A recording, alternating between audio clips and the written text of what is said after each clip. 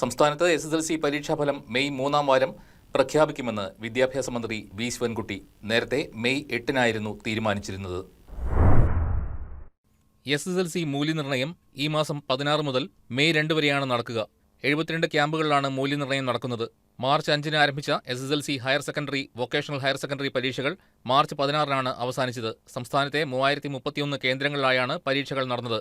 കുറ്റമറ്റ രീതിയിൽ മൂല്യനിർണ്ണയം പൂർത്തിയാക്കി വേഗത്തിൽ ഫലം പ്രഖ്യാപിക്കാനുള്ള ക്രമീകരണങ്ങളാണ് നിലവിൽ പുരോഗമിക്കുന്നത്. ഏപ്രിൽ 6 മുതൽ 25 വരെ മൂല്യനിർണ്ണയം നടത്താനായിരുന്നു നേരത്തെ വിദ്യാഭ്യാസ വകുപ്പ് തീരുമാനിച്ചിരുന്നത്.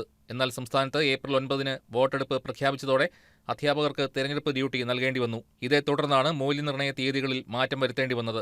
പുതുക്കിയ കലണ്ടർ പ്രകാരം 3 ഘട്ടങ്ങളിലായാണ് നടപടികൾ പൂർത്തിയാകുക.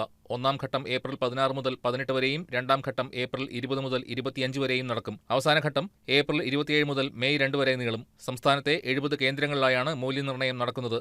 ഇത്തവണ 4.14 ലക്ഷം വിദ്യാർത്ഥികളാണ് SSLC പരീക്ഷ എഴുതിയത്.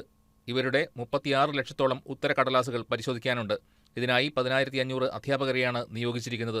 ഹയർ സെക്കൻഡറി വിഭാഗത്തിൽ 8.7 ലക്ഷം വിദ്യാർത്ഥികളാണ് പരീക്ഷ എഴുതിയത്. ഇവരുടെ 80 ലക്ഷത്തോളം ഉത്തരക്കടലാസുകളാണ് മൂല്യനിർണ്ണയം ചെയ്യാനുള്ളത്.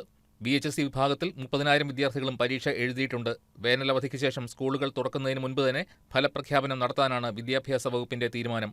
News desk KCV news.